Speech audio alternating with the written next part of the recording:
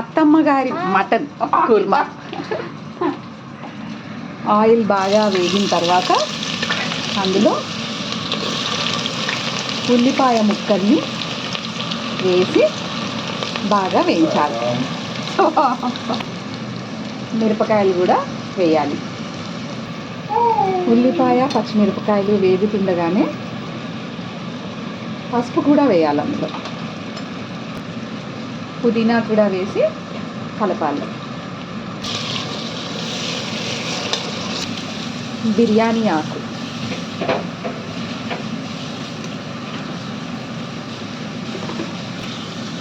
అల్లం వెల్లుల్లి పేస్ట్,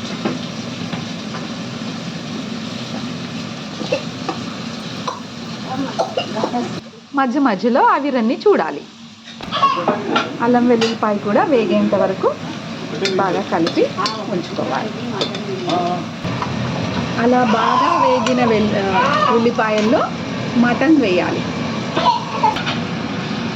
ఈ వేసిన మటన్ నూనెలో వేగేంత వరకు ఉంచాలి. కనీసం 10 నిమిషాలు పడుతుంది నూనెలో వేగడానికి. ఇప్పుడు ఇందులో కొంచెం కారం, ఉప్పు వేసి బాగా కలపాలి. అలా మధ్య మధ్యలో ఆవిరంతా ఆడుకోవాలి.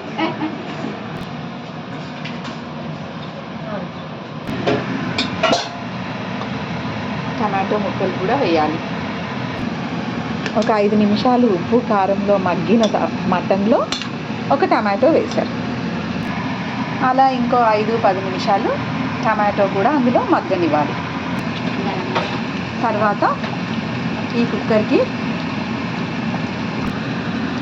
ఇలా పైకి ఈ నీరు వచ్చేంత వరకు ఈ టమాటో ఇందులో మగ్గాలి.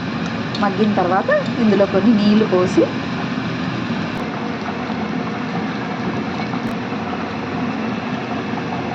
మటన్ ఉడికిన నీరు బాగా పైకి వచ్చిన తర్వాత అప్పుడు అందులో నీళ్లు పోసి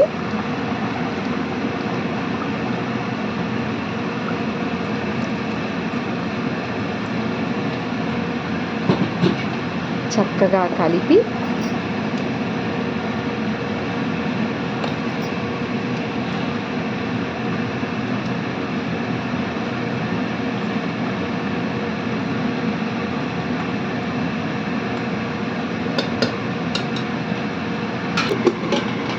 కుక్కర్ మూత పెట్టేసేయాలి. అలా విజిల్స్ వచ్చిన తర్వాత కుక్కర్ ఓపెన్ చేస్తే ఈ ఉడికిన మటన్ ఇలా ఉంటుంది. ఇప్పుడు దీంట్లో మనము ఇంకా కొన్ని ఇంగ్రీడియంట్స్ యాడ్ చేయాలి. చూడండి, ఇలా మధ్య మధ్యలో చూసే స్పెక్టేటర్స్ కూడా ఉండాలి. అప్పుడే మటన్ టేస్టీగా అవుతుంది. ఇప్పుడు ఇందులో కొబ్బరి పొడి యాడ్ చేయాలి. ఇక్కడ ఒక కిటికీ ఏంటంటే చాలామంది తెలియకుండా ఎక్కువ కొబ్బరి పొడి యాడ్ చేస్తారు. ఇక్కడ సింధు వాళ్ళ అత్తగారు మాత్రం చాలా తక్కువ కొబ్బరి పొడి యాడ్ చేసి మటన్ చాలా టేస్టీగా చేస్తారు.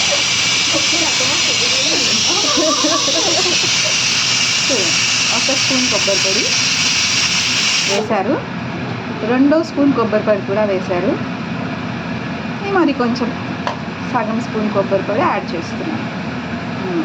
1.5 kg మటన్కి 2.5 స్పూన్స్ కొబ్బరి పొడి వేశారు అంతే. కొబ్బరి పొడి వేసిన తర్వాత మళ్ళీ స్టవ్ పైన పెట్టాలి ఈ మటన్ని.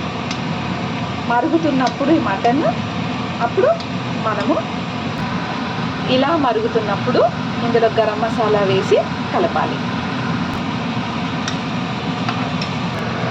ఇప్పుడు ఇందులో కొత్తిమీర వేసి బాగా కలపాలి.